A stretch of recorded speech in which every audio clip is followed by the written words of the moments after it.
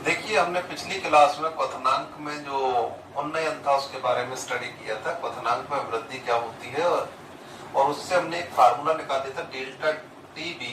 इसका मतलब था क्वथनांक में उन्नयन, और ये हमने लिखा था किसका ज्यादा है, विलयन का ज्यादा हो जाएगा किसकी तुलना में, विलायक की तुलना में। ठीक, तो डेल्टा टीबी बराबर के बी गुणा एम। एम का मतलब मोललता बता दिया गया था। अब देखिए, हमें जब न्यूमेरिकल करना होता है तो केवल डायरेक्ट मोललता नहीं आती है, क्वेश्चन में निकालनी पड़ती है। तो मोललता बराबर बता रखा है विलेय के मोल बटे विलायक का भार किलोग्राम में, और विलेय के मोल क्या होता है, विलेय की ग्राम में मात्रा बटे विलेय का अणुभार।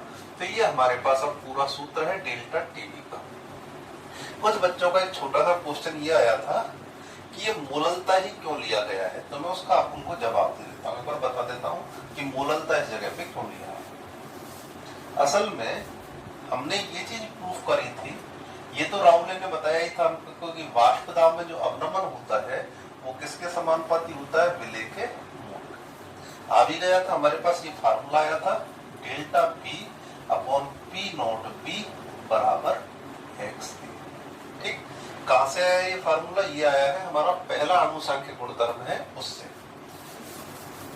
तो अगर हम डेल्टा टीबी को देखें, और डेल्टा पी का हमने निकाला था कि ये डेल्टा टीबी के समानुपाती है। वाष्प दाब में जितनी कमी आएगी क्वथनांक में उतनी ही वृद्धि होगी। तो डेल्टा टीबी यहां से किसके समानुपाती हो गया है, एक्स ए के। ठीक, अब हम जब समानुपाती का चिन्ह हटाते तो कोई ना कोई स्थिरांक लगाते, हमने यहाँ पे लगा दिया के एक्स ए, और एक्स ए क्या है, ए के मूलधन। तो यहां से देखें डेल्टा टीबी बराबर के गुणा एन ए बटे एन ए प्लस एन। ठीक, अब हमने इसके आगे देखा है, सामान्यतः हम ये मान के चलते हैं कि विलेय के मोल जो है वो विलायक की तुलना में कम है, तो N A is less than N B. तो क्या हो जाएगा फार्मूला, डेल्टा टीबी बराबर के, मोल बराबर क्या होता है, विलेय की ग्राम में मात्रा बटे विलेय का अणुभार। एन ए विलोपित हो जाएगा क्योंकि एन ए क्या है, लेस देन है, बहुत ज्यादा कम है, इसलिए एन ए हट जाएगा। तो एन बी का रह जाएगा डब्ल्यू बी बटे एम। तो डेल्टा टीबी बराबर आ गया डब्ल्यू ए बटे एम ए गुणा डब्ल्यू बी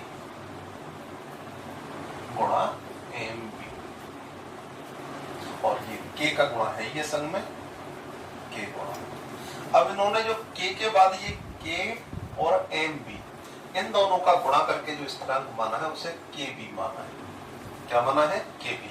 तो अब बताइए के बी जब आ जाएगा तो हमारे पास ये आ रहा है विलेय के मूल हो गया ये डब्ल्यू ए बटे एम ए, ये किसका आ जाएगा, विलायक का भार। तो ये हिस्सा मिलकर मोललता बन जाता है और इन दोनों का गुणा मिलके के बी बनता है। तो इस तरह से मोललता लिया था।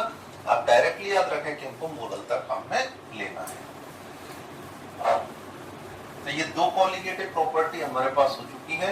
न्यूमेरिकल वगैरह हम लास्ट लेक्चर में ले लेंगे इसके। फिलहाल हम अगला पॉइंट लेते हैं, तीसरी कॉलिगेटिव प्रॉपर्टी। एक इसका ग्राफ हो रहा है क्वथनांक में उन्नयन का, ग्राफ से भी हम देख सकते हैं कैसे आता है।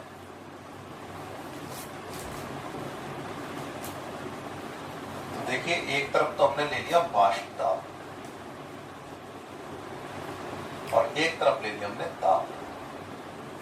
शुरू से हमने पढ़ा है कि ताप बढ़ता है तो वाष्प दाब का मान बढ़ता है। तो हमने कोई विलायक लिया, यहां से स्टार्ट किया, और विलायक ने जैसे जैसे ताप बढ़ता गया वैसे वैसे क्या होगा, वाष्प दाब बढ़ता चलेगा। कहां तक बढ़ता है, वहां तक बढ़ता है जहां ये उबलना चालू हो जाता है। उबलता किस पर है, 1 एटीएम पर। ये मान लीजिए वाष्प दाब का मान 1 एटीएम है, ये किसका वाष्प दाब हो गया, विलायक का। फिर हमने पढ़ा था कि जैसे जैसे विलेय मिलाए जाते हैं, विलेय मिलाते विलायक किसमें कन्वर्ट हो जाएगा, विलयन में, सॉल्यूशन में कन्वर्ट हो जाएगा। तो विलयन का वाष्प दाब विलायक से कैसा होता है, कम होता है।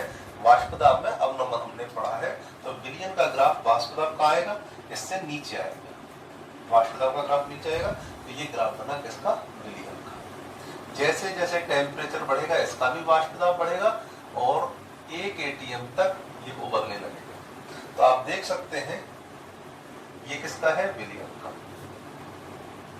यहां से देखने में ये आता है विलायक का वाष्प दाब तो ये रहा, ठीक, और विलयन का वाष्प दाब ये रहा।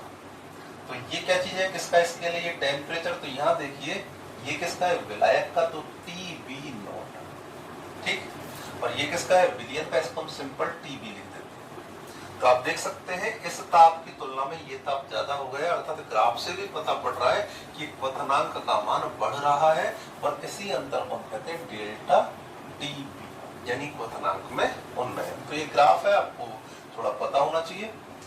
अब हम अगला टॉपिक लेते हैं और वो है हमारे पास तीसरा, अणुसंख्या गुणधर्म है हिमांक में अवनमन। इसे कहा जाता है depression in freezing point, freezing point. अवनमन का मतलब होता है कमी, डिप्रेशन का मतलब होता है कमी हो जाना। अर्थात सबसे पहले देखिए, फिर से हम एक रिपीट करते हैं कि क्वथनांक के मान में तो वृद्धि होती है, हिमांक उससे उल्टा होता है, इसलिए हिमांकों के मान में कमी आती है। लेकिन फिर भी हम केवल बातों से इसको नहीं समझा सकते, एक बार इसको समझने की कोशिश करते हैं। तो देखिए, क्वथनांक का मतलब बताया था कि वह ताप जिस पर कोई द्रव अवस्था वायुमंडलीय दाब या गैसीय अवस्था के दाब के बराबर हो जाती है। हिमांक किसे कहते हैं, वह ताप, अगर सामान्य परिभाषा लें, वह ताप जिस पर कोई द्रव अवस्था ठोस में जमना आरंभ करती है। तो इसका मतलब ये हुआ कि जिस ताप पर द्रव का वाष्प दाब ठोस के वाष्प दाब के बराबर हो जाता है, उस ताप को ही हम कहते हैं हिमांक। फिर से सुन ले, हिमांक वह ताप है जिस पर द्रव अवस्था का वाष्प दाब ठोस अवस्था के वाष्प दाब के बराबर हो जाता है। तो अब जब इतनी बात आ गई है तो वाष्प दाब की बात, हिमांक की, अब देखते हैं कैसे हम लोग इसको और समझते हैं।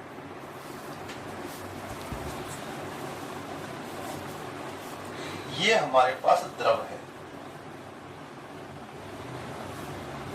ठीक, मान लीजिए यह जमता है कब, जब इसका वाष्प दाब ठोस के वाष्प दाब के बराबर हो जाएगा। तो जिस ताप पर ये जमा, ये मान लिया हमने शुद्ध विलायक है, इसलिए T0 और F का मतलब है फ्रीजिंग पॉइंट। किसका है, शुद्ध विलायक का ठोस अवस्था में वाष्प दाब। अब हमने इसमें विलायक, दोबारा देख लें, यह शुद्ध विलायक है, इसका वाष्प दाब जब किसके बराबर हो जाएगा, ठोस अवस्था के, उस समय ताप क्या कहलाएगा, हिमांक कहलाएगा, और हिमांक का मान आ गया T0F। क्लियर। अब हम क्या करते हैं, इसके अंदर विलेय के कण मिलाते हैं। तो हम जानते हैं विलेय के कण मिलाने पर इसका वाष्प दाब कम हो जाएगा, ठीक। और हम कई बार पढ़ चुके हैं इस बात को कि वाष्प दाब जो होता है वो ताप के क्या होता है, समानुपाती। तो जब विलयन का वाष्प दाब कम हो जाएगा तो अब इसका मान लीजिए आ गया TF। ये किसका है, विलयन का, ये विलायक का। वाष्प दाब किसका कम हुआ है, विलयन का वाष्प दाब कम हुआ है, तो उसका ताप भी तुलनात्मक रूप से क्या हो जाएगा, कम हो जाएगा।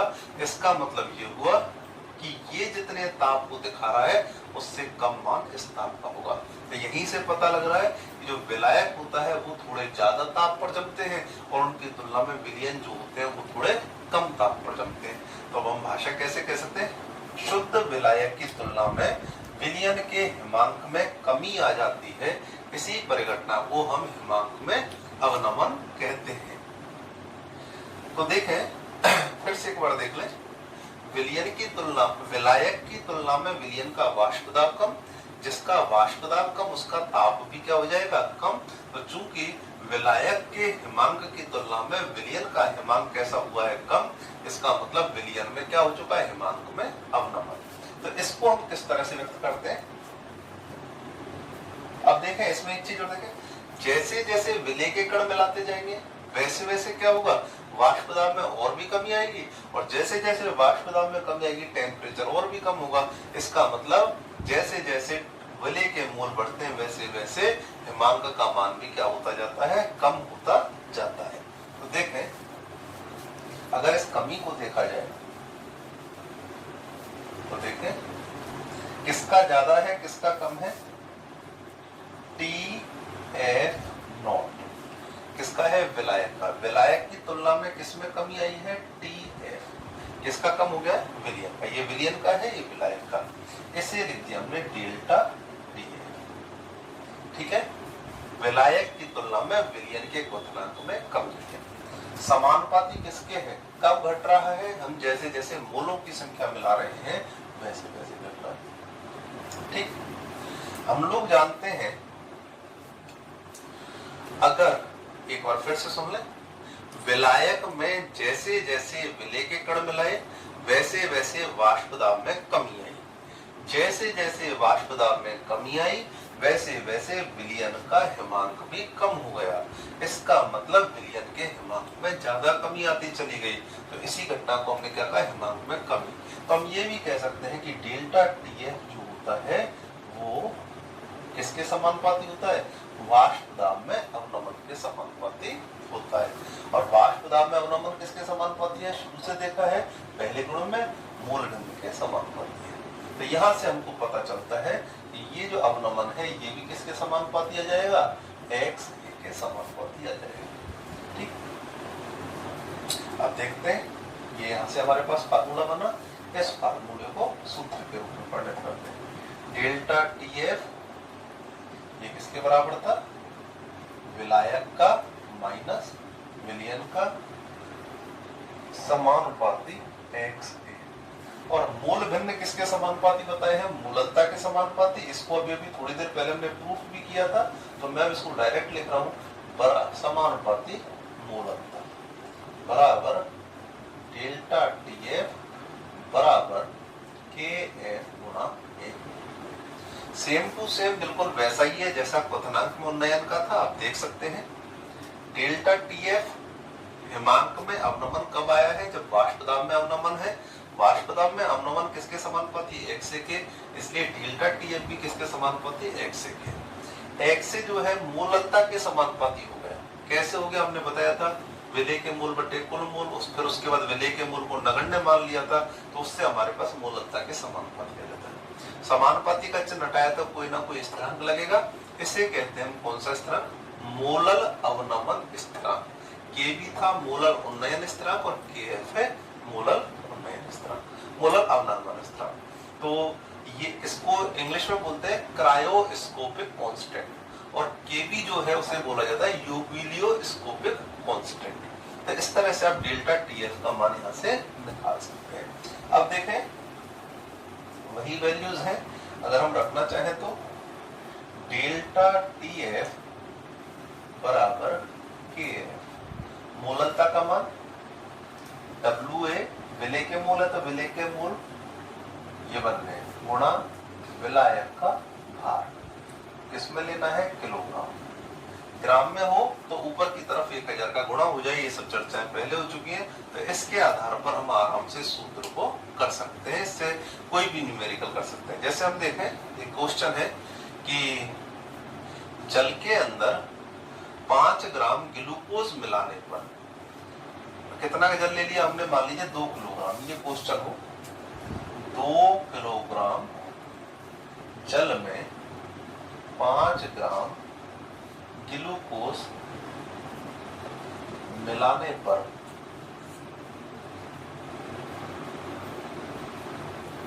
क्वथनांक में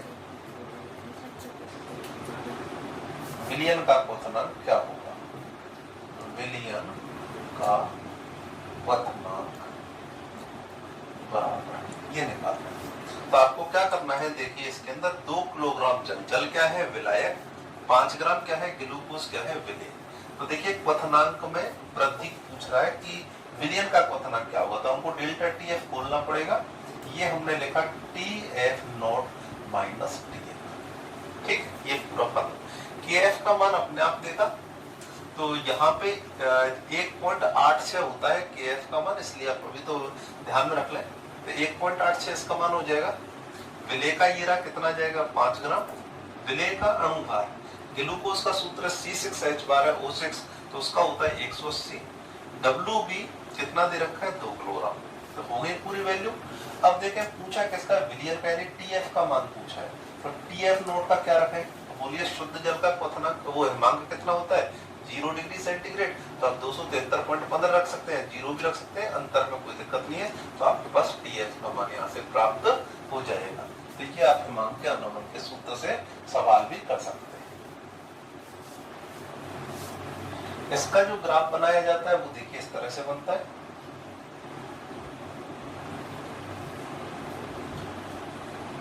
ये वही वाष्प दाब और ये बन गया ताप।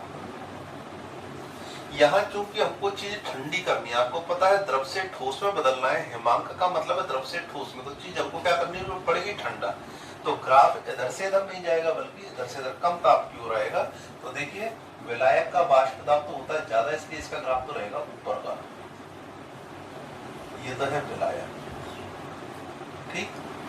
विलयन का जो है उसका वाष्प दाब कैसा रहता है, विलयन का जैसे जैसे विलेय कण डालते हैं वाष्प दाब कम होता है, तो उसका वाष्प दाब ये रहा। तो जब वाष्प दाब कम होगा तो उसका टेम्परेचर भी क्या हो जाएगा कम। तो ये देखिए इसका तो आ गया टेम्परेचर, मान लीजिए इस टेम्परेचर पे ये जमता है तो इस टेम्परेचर पर ये जमेगा। यानी इसकी तुलना में, विलायक की तुलना में जो विलयन होता है वह कम ताप पर जमता है। इसी को क्या कहते हैं, हिमांक में अवनमन के नाम से जानते हैं। तो ये हमारे पास टॉपिक हो गया हिमांक में अवनमन। अब देखें हमारे पास चौथा अणु संचय होता है। जो भी न्यूमेरिकल पूछा जाएगा उसमें आप एक बात बिल्कुल फिक्स कर लें, यदि पूरे चैप्टर में, पूरे पेपर में 30 क्वेश्चन आते हैं उसमें कहीं भी वाष्प दाब है तो पहला सूत्र लगेगा जो था डेल्टा P बटे P बराबर x है। अगर मान लीजिए दूसरा आता है, यानी क्वथनांक शब्द कहीं भी आ जाए पूरे पेपर में, तो दूसरा सूत्र लगेगा डेल्टा TB बराबर KB गुणा M। और अगर हिमांक आ जाता तो तीसरा सूत्र लगेगा डेल्टा TF बराबर KF गुणा M। अब देखिए चौथा आता है हमारे पास, चौथा कैरेक्टर है परासरण दाब। ये भी एक इंपोर्टेंट कैरेक्टर। तो इसके लिए हमको सबसे पहले परासरण की घटना जाननी पड़ेगी, परासरण क्या होता है। इस टॉपिक से न्यूमेरिकल भी आ सकता है और 2 परिभाषाएं हैं वो भी आ सकती है। तो पहले हम विसरण को देखते हैं, फिर परासरण को देखते हैं। ये देखिए पानी भरा हुआ है एक पात्र में, इसमें हम क्या करते हैं KMnO4 का एक छोटा सा डला डाल देते हैं, कण डाल देते हैं। तो ये कण मान लीजिए यहाँ हमने डाला, तो आप बताइए KMnO4 की सर्वाधिक सांद्रता कहाँ रहेगी, पानी में तो कहीं KMnO4 है नहीं, इस जगह पर रहेगी। लेकिन जैसे ही कण को डालते हैं इसके छोटे छोटे कण पूरे पानी में बिखर करके पानी को गुलाबी रंग का कर देते हैं। तो ऐसा क्यों हुआ है, क्योंकि पदार्थ के जो कण हैं अपनी अधिक सांद्रता, यहाँ तो अधिकतम है और यहाँ पे बिल्कुल नहीं है, तो अधिकतम सांद्रता से कम सांद्रता की ओर गति करते हैं। इसी चीज को कहते हैं हम विसरण। किस नाम से जानते हैं, विसरण। लेकिन हमारा टॉपिक है परासरण। तो परासरण विसरण जैसा ही है, लेकिन एक कंडीशन लगानी होती है। कैसे, जैसे देखिए हम अगर रात को किशमिश को पानी के अंदर भिगो दें, ये किशमिश और बाहर क्या है पानी, कटोरी के अंदर डाल दिया, तो आप देखते हैं किशमिश के अंदर क्या होता है, गाढ़ा घोल होता है। बिल्कुल अगर आप उसको तोड़ करके देखें तो गाढ़ा गाढ़ा मीठा घोल होता है।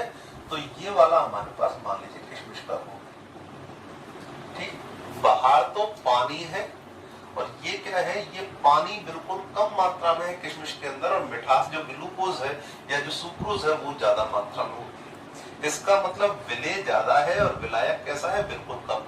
बाहर आप देखें विलेय बिल्कुल नहीं है और विलायक ही विलायक है। अब ये जो झिल्ली है, मेम्ब्रेन है, किसकी मेम्ब्रेन, खाल जिसको कहते हैं, त्वचा कहते हैं, किशमिश की त्वचा जो है इसके ने, वो किसकी तरह काम करते हैं, एक झिल्ली की तरह, चलनी की तरह काम करती है। इस चलनी को कहते हैं हम अर्ध पारगम्य झिल्ली, यानी सेमी परमिएबल मेम्ब्रेन। इस झिल्ली की खासियत क्या होती है कि ये पानी के कण यानी विलायक के कणों को तो अपने आर पार आने जाने देती है, लेकिन विलेय के कणों को अपने आर पार जाने नहीं देती। तो अर्धपारगम्य झिल्ली वह झिल्ली होती है जो विलेय के कणों की गति नहीं होने देती, केवल विलायक के कणों की गति होने देती है। तो अब यहाँ पे देखें, किशमिश के अंदर ठोस पदार्थ ज्यादा है, पानी कम है, लेकिन किशमिश के बाहर पानी ज्यादा है और ठोस पदार्थ बिल्कुल भी नहीं है। तो बताइए कहां से कौन गति करेगा? क्योंकि झिल्ली अर्धपारगम्य तो विलायक के कण आ सकते हैं, तो विलायक के कण कहां से आएंगे? अपनी अधिक मात्रा से कम मात्रा की ओर, या फिर हम कह सकते हैं विलायक से विलयन की ओर आते हैं। यह परिघटना क्या कहलाती है? परासरण। तो कैसे बोलेंगे?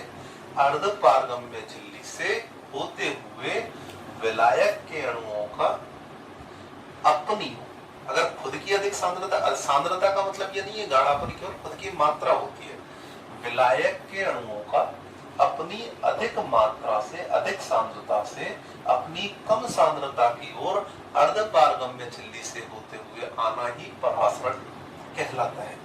या फिर कह सकते हैं विलायक से विलयन की ओर अर्धपारगम्य झिल्ली से होते हुए द्रव के कणों का आवागमन ही परासरण कहलाता है। तीसरा तरीका, चीनी का घोल गाढ़ा है, अंदर जो किशमिश के भरा है वो गाढ़ा है और बाहर कैसा है? बिल्कुल पतला। तो इसकी सांद्रता ज्यादा है और इसकी सांद्रता अगर विलयनों में देखा जाए तो इसकी सांद्रता ज्यादा और इसकी क्या है? कम। तो कम सांद्रता वाले विलयन से अधिक सांद्रता वाले विलयन की ओर अर्धपारगम्य झिल्ली से होते हुए विलायक के कणों का प्रवाह ही परासरण कहलाता है। तो देखें, इसको और एक तरीके से बता सकते हैं। यहाँ पे हम एक अर्धपारगम्य झिल्ली लगा लेते हैं। ये क्या होती है? पार्चमेंट एक आती है झिल्ली, पार्चमेंट की आती है। इसके अलावा पोटेशियम फेरोसाइनाइड की झिल्ली आती है। जंतु जो होते हैं उनकी त्वचा की झिल्ली होती है, वो भी इस काम में आ सकती है। तो ये सब अर्धपारगम्य झिल्ली है। तो इन झिल्लियों में क्या है? एक तरफ तो हमने इसकी तो दीवार बना दी झिल्ली की और दोनों तरफ पानी भर दिया। इसमें डाल दिया हमने 1 चम्मच चीनी और इसमें डाल दी 2 चम्मच चीनी। ठीक, कौन सा ज्यादा सांद्र हो गया और कौन सा कम सांद्र है? तो जो 2 चीनी वाला है वो ज्यादा सांद्र है, 1 चीनी वाला कम सांद्र है। अब क्या होगा? निम्न क्या बताया हमने परिभाषा? अच्छा, पानी कहाँ ज्यादा रहेगा? यहाँ 1 चम्मच चीनी है, यहाँ 2 चम्मच चीनी, तो पानी यहाँ ज्यादा रहेगा, यहाँ पे कम रहेगा। तो क्या होगा? अधिक मात्रा से कम मात्रा की ओर इसका प्रवाह द्रव के कणों का। तो देखिए, विलायक के कणों का निम्न सांद्रता से उच्च सांद्रता वाले विलयन की ओर अर्धपारगम्य झिल्ली से होते हुए प्रवाह ही क्या कहलाता है? परासरण कहलाता है। ठीक, अब क्या होता है कि हमने यहाँ पे क्या कर रखा है? एक पिस्टन लगा रखा है। पिस्टन का मतलब दबाने वाला, और एक पिस्टन हमने यहाँ पे लगा रखा है। तो अभी अभी हमने देखा कि जल के कणों का प्रवाह कहां से कहां होगा? यहाँ से यहाँ तक। ठीक, जल के कण जाएंगे यहाँ से यहाँ तक, जा रहे हैं जल के कण। जैसे जैसे जल के कण जाएंगे तो दाब यहाँ पे ज्यादा बढ़ने लगेगा, यहाँ पे कम होने लगेगा। तो ये जो पिस्टन है ये तो नीचे दब जाता है और ये पिस्टन क्या हो जाता है? ऊपर की तरफ हो जाता है। तो अब हमको क्या करना पड़ेगा? यदि इसको संतुलित अवस्था में लाना है तो बोलिए विपरीत दिशा में हमको क्या लगाना पड़ेगा? पिस्टन को वापस से दबाना पड़ेगा। जैसे ही पिस्टन दबा दिया जाएगा वैसे ही क्या होगा? कब तक दबाएंगे पिस्टन को? जब तक कि इसका दाब और इसका दाब कैसा हो जाए? बराबर। और जब दोनों के दाब बराबर हो जाते हैं तो प्रवाह क्या हो जाएगा? बंद हो जाएगा। देखें, दोबारा देख लें, हमेशा जो वस्तुओं का प्रवाह होता है वो कहां से कहां होता है? उच्च दाब से निम्न दाब। इधर उच्च दाब था, इधर निम्न दाब। जैसे जैसे विलयन का इधर प्रेशर बढ़ता जाएगा वैसे वैसे इधर क्या बढ़ेगा? दाब बढ़ेगा। अब जब दाब बढ़ेगा तो हम क्या करेंगे? इसको क्या करना चाहते हैं? परासरण को रोकना चाहते हैं। तो परासरण रोकने के लिए हमने विपरीत दिशा में दाब लगाया। जैसे जैसे दाब लगाएंगे तो जब दाब, इसका दाब और इसका दाब बराबर हो जाएंगे तो परासरण की क्रिया क्या हो जाएगी? रुक जाएगी। इसी प्रक्रम को कहते हैं परासरण दाब। तो कह सकते हैं परासरण दाब विपरीत दिशा में या विलयन पर लगाया गया वह दाब है जिस पर परासरण की क्रिया रुक जाती है। फिर से सुन लें, क्योंकि ये हमने दबाया है इसलिए इसको बाह्य दाब कहते हैं। वह बाह्य दाब जिसे विलयन पर लगाने से परासरण की क्रिया रुक जाती है, परासरण दाब कहलाता है। ठीक, अब देखिए एक चीज और है, अणु सांख्य गुणधर्मों में विलयन अति तनु होने चाहिए। अति तनु का मतलब इनका बहाव आसानी से होना चाहिए। तो जो गैसें होती हैं वो भी आसानी से बहती हैं, और हम ये कह रहे हैं जल बिल्कुल तनु होगा तो उनके कण भी क्या होंगे, आसानी से, विलय के कण आसानी से बह सकते हैं। इसका मतलब जो अत्यंत तनु विलयन है वो किसकी तरह व्यवहार करता है, गैसों की तरह। तो देखिए गैसों के कुछ नियम पढ़े थे, याद होंगे 11वीं क्लास में, P समानुपाती 1/V, ये था बॉयल का नियम। V समानुपाती P समानुपाती T, ये था किसका, चार्ल्स का नियम। ठीक, तो ऐसे ऐसे नियम हम लोग पढ़ चुके हैं, P समानुपाती 1/V, P समानुपाती T, और इन नियमों से हमने क्या बनाया था, गैस समीकरण बनाए थे, PV बराबर nRT। बिल्कुल ऐसे ही एक वैज्ञानिक हुआ वॉनहोफ नाम का, वॉनहोफ, इसने भी क्या किया, इन नियमों का उपयोग किया, गैस नियमों का, जिन्हें कहते हैं वॉनहोफ बॉयल का नियम, वॉनहोफ चार्ल्स का नियम। उसने क्या किया, ये तो गैसों के लिए दाब था, उसने अपना एक परासरण दाब ले लिया, यानी पाई। ठीक, तो ये उसके पास जब बना तो इसने बना दिया पाई समानुपाती। ठीक, इसको अगर हम हटाते हैं, पाई V समानुपाती T, और ये हो जाएगा पाई V बराबर, वहां जो गैस नियतांक आता है यहाँ पर विलयन नियतांक ले सकते हैं, तो वहां R लिखते थे, यहाँ पर हम S लिखते हैं। ठीक, ये पूरा जो नियम है 1 मोल के लिए है, अगर हम N मोल के लिए लें, N मोल हेतु, तो क्या बन जाएगा, ये पाई बराबर V बराबर N S T, और ये हो जाएगा पाई बराबर N/V S T। बिल्कुल वही नियम आ रहा है जो परासरण दाब का है। मतलब पहले हम दाबों का, गैसों का समीकरण है, आदर्श गैस समीकरण, PV, V का मतलब दाब, पाई का मतलब दाब, V का मतलब आयतन, nRT, गैस भी गैस नियतांक है R की तरह ही, बस यहाँ इसको विलयन नियतांक कह दो या गैस नियतांक भी कह देते हैं कई बार। तो ये हो गया, और ये बन जाएगा, ये क्या चीज है, N है विलय के मोल। तो क्या सूत्र बना, मोल बटे विलयन का आयतन, क्या होता है ये मोलरता, तो इसको लिख सकते हैं पाई बराबर NS। तो आप एक बार फिर से देख सकते हैं, पूरा मैं टॉपिक परासरण दाब आपके पास सूत्र भी आ चुका है। S का मान आपको खुद देगा, 0.0082 8.31 जैसी वैल्यूज आती है वो अपने आप दे देता है, तो S का मान अपने आप देगा। परासरण दाब, परासरण दाब वह बाह्य दाब है जिसे विलयन पर लगाने से परासरण की क्रिया रुक जाती है। चूंकि विलयन जो होते हैं वो गैसों की तरह ही व्यवहार करते हैं तनु होने के कारण, इसलिए जो नियम गैसों के लिए काम आए वही नियम इनके लिए आते हैं, यानी पाई P समानुपाती 1/V और P समानुपाती T, वहां P था, यहाँ पे हमने पाई ले लिया, उसके बाद इसको सॉल्व किया है और अंतिम फार्मूला आ गया हमारे पास पाई बराबर MST। इस साल इसी से रिलेटेड क्वेश्चन पूछा गया था कि 0.01 m सांद्रता वाले विलयन का 273 केल्विन, 27 डिग्री सेंटीग्रेड पर परासरण दाब ज्ञात कीजिए। तो मोलरता का मान रखना था 0.01, S का मान दे रखा था उसने 0.082 और T का मान 27 + 273 करके 300 करना था, तीनों का गुणा करते तो हमारा उत्तर सीधा सीधा आ जाता है। तो ये हमारे पास चारों अणुसांख्य गुणधर्म होते हैं। तो चारों अणुसांख्य गुणधर्मों में जो कॉमन बात आई देख सकते हैं, डेल्टा P अपॉन P0B बराबर Na/N। कौन सा है ये, वाष्पदाब में आपेक्षिक अवनमन। दूसरा है डेल्टा TB बराबर KB गुणा Na/WB किलोग्राम में, ये है क्वथनांक में उन्नयन। तीसरा है हिमांक में अवनमन बराबर KB है, और ये बटे WB किलोग्राम, ये हो जाएगा हिमांक में अवनमन।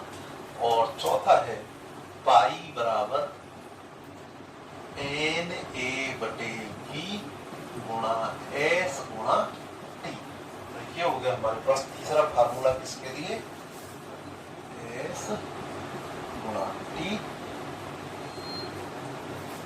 ये है हमारे पास परासरण दाब के लिए। तो चारों प्रकार के सूत्र हो चुके हैं। चारों सूत्रों में बोले ये भी एक अणुसंख्य गुणधर्म है, ये भी अणुसंख्य गुणधर्म, ये भी अणुसंख्य गुणधर्म और ये भी अणुसंख्य गुणधर्म। सभी को देख लीजिए, ये गुणधर्म भी विलेय के मूल के समानुपाती, ये भी विलेय के मूल के, ये भी विलेय के मूल के और ये भी विलेय के मूल के। तो हमने भी यही कहा था कि जो कोलिगेटिव प्रॉपर्टी यानी अणुसंख्य गुणधर्म होते हैं वो किसके समानुपाती होते हैं, विलेय के मूल के। तो वे गुणधर्म जो विलेय के मूलक की संख्या पर निर्भर करते हैं, उनकी प्रकृति पर निर्भर नहीं करते, क्या कहलाते हैं, अणुसंख्य गुणधर्म कहलाते हैं। तो आज की क्लास हम यही समाप्त करते हैं। अभी तक सबसे इंपोर्टेंट जो हिस्सा है ये अणुसंख्य गुणधर्म वाला ही है। आप लोग पूरी तरह से एक बार अणुसंख्य गुणधर्मों को पढ़ लीजिए।